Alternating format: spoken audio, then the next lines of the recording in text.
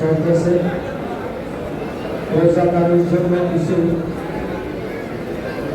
মুস্তাহাব আমল হয়েছে। মুস্তাহাব একটি ছোট্ট আমল, কিন্তু এই আমলটার মাধ্যমে ফরজ আল্লাহ দরবারে কবুল হয়। ফরজ আল্লাহ দরবারে কবুল হওয়ার মাধ্যম হলো মুস্তাহাব, এবং মুস্তাহাব ইবাদতের মাধ্যমে আল্লাহর ওলিগণ আল্লাহর ওলি হয়েছে। সেই জন্য আমাদেরকে মুস্তাহাব ইবাদতের প্রতি লক্ষ্য রাখতে হবে। মুস্তাহাব ইবাদত আমাদেরকে করতে হবে।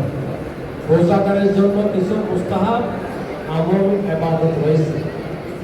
সেটা হলো এই যে তাজিলুল ইফতার, ইফতারকে তাড়াতাড়ি করা।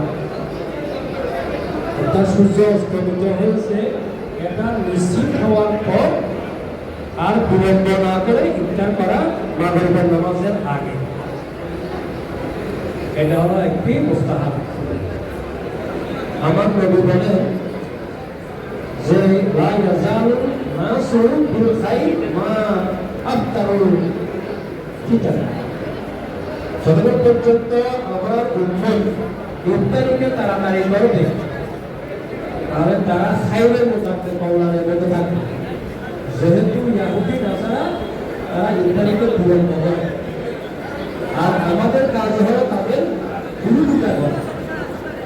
তারা বিলম্ব করে ইফতার করে, আমাদের কাজ হলো সূর্য অস্তমিত হয়েছে এটা যখন আমরা নিশ্চিত হব আর বিলম্ব না করে নামাজের আগে ইফতার করা হবে। এক নম্বর। দুই নম্বর হলো যে ইফতার করা হয়তো তাজা খেজুর দিয়ে। আপনাদের সামনে ইফতার সামগ্রী আমার মেহরবানিতে উপস্থিত, তো আপনারা কোনটা দিয়ে প্রথমে আরম্ভ করবেন? যে আলফিকওয়ালার মুজাহিদুল আরবা কিতাবের মধ্যে যে আপনি প্রথমে তাজা খেজুর, যদি তাজা খেজুর আপনার দোকানে তাজা খেজুর ইফতার করবেন। আর তাজা খেজুর না পেলে শুকনা খেজুর, শুকনা খেজুর না পেলে জিনিস থাকলে সেটা দিয়ে, সেটা না পেলে পানি দিয়ে। কয়টা? চারটা। প্রথমে তাজা খেজুর, শুকনা খেজুর না পেলে মিষ্টান্ন জিনিস, মিষ্টান্ন জিনিস না পেলে সাদা পানি দিয়ে প্রথমে ইফতার করবেন। এরপর ইফতারের পর যে কিছু দোয়া আছে ওই দোয়াগুলো পড়া, এবং আমরা লাকা শুনতো রিজিকা তারবিকা আমানতু ওয়া নাতু, এই সমস্ত দোয়া। ইয়া ওয়াসিয়াল ফাদলি ইদখিল আলা যাহাবাজ জানু ওয়াতামাতুল কুরুবু ওয়া সাবাতাল আজরু ইনশাআল্লাহ। তো এইভাবে বিভিন্ন দোয়া আছে, দোয়াগুলো পড়া ইফতার করে, এগুলো হলো মুস্তাহাব। আরেকটা হলো যে আমরা খেজুর দিব, ওই খেজুরটা বেজর হতে হবে, হয়তো একটা না হয় তিনটা। সেই জন্য আমরা যারা ইফতারি পরিবেশন করে তাদেরকে বলবো যদি সম্ভব হয় আপনার তিনটা খেজুর দিবেন, একটা অথবা তিনটা খেজুর দিয়ে তারপরে ডালা মুস্তাহাব।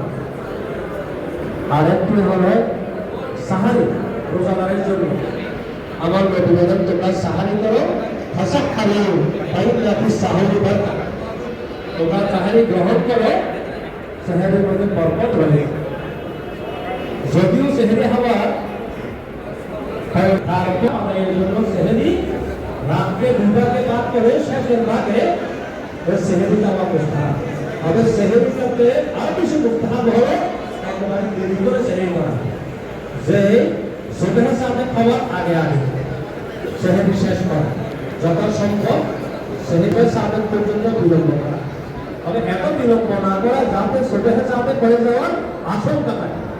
মোটামুটি সুবহে সাবেকের আগে আগে সেহরি শেষ করা, এটা হলো মুস্তাহাব। তো এরপর একটা হলো যে এই রোজা রেখে আল কফু লিসানি আনিল ফুজুল থেকে, অনর্থক কথাবার্তা থেকে, বেহুদা কথাবার্তা থেকে নিজের জিহ্বাকে সংযত করা। আমার নবী বলেন, একজন ইমানদার কথা বললে ভালো কথা বলবে, ভালো কথা বলা না থাকলে চুপ থাকবে। মান কানা ইউমিনু বিল্লাহি ওয়াল ইয়াউমিল আখির ফালইয়াকুল খায়রান আও লিয়াসমুত। আল্লাহর হাবিব বলেন, যে ব্যক্তি আল্লাহ ও পরকালের প্রতি ঈমান রাখে সেই যেন কথা বললে ভালো কথা বলে, আর ভালো কথা বলার না থাকলে চুপ থাকে। রোজা রেখে গীবত করা, রবিনা করা, বেহুদান, মিথ্যা অভাব দেওয়া, মিথ্যা কথা বলা, মিথ্যা সাক্ষ্য দেওয়া, এইগুলো থেকে একবার রোজা ছাড়াও অন্য সময়ও এই আরামগুলো থেকে দূরে থাকা ওয়াজিব। রোজার মধ্যে আরো বেশি ওয়াজিব। এগুলো আমরা করতে পারবো না, এগুলো থেকে নিজেকে রক্ষা করতে হবে। আরেকটি হলো যে আল একসারু সালাত, আমার নবীর উপর বেশি বেশি করে দরুদ পাঠ করা রোজা রেখে। তেলাওয়াতুল কোরআন শরীফ তেলাওয়াত করা। আরেকটি হলো যে আল ইস্তিগালু বিল ইলমে দ্বীন নিয়ে মশগুল থাকা, রোজা রেখে কিছু কিছু ইলমে দ্বীন অর্জন করা। আমাদের যারা ছাত্ররা তাদের দিন আছে বিপদটা ইলমে দ্বীন নিয়ে মশগুল থাকবে, বিশেষ করে রোজা অবস্থায়। আর আপনারা যারা ছাত্র হন, আপনারা কেউ কিছু কিছু মশালা শিখতে হবে।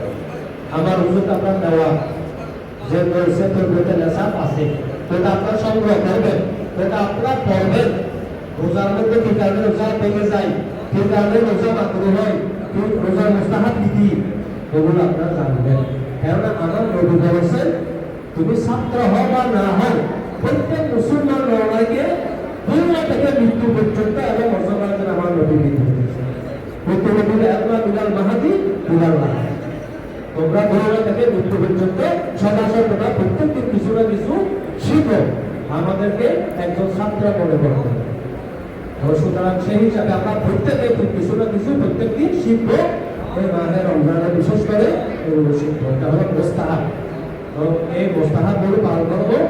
আর আমরা পীর ভাইদেরকে, আমাদের যেখানে যারা খাদেম আছে, আমি তাদেরকে বলবো যে আপনারা অবশ্যই এই দরবার, এটা দরবার, এখানে আপনার উঁচু সহকারে থাকবেন, বেউজুকে অবস্থান করবেন আর এখানে কোনো আওয়াজ করবেন না।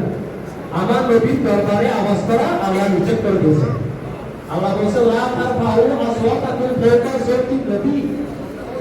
এই বান্দাগণ, তোমরা আমার নবীর দরবারে আমার নবীর আওয়াজের উপর তোমাদের আওয়াজ বুলন্দ করবে।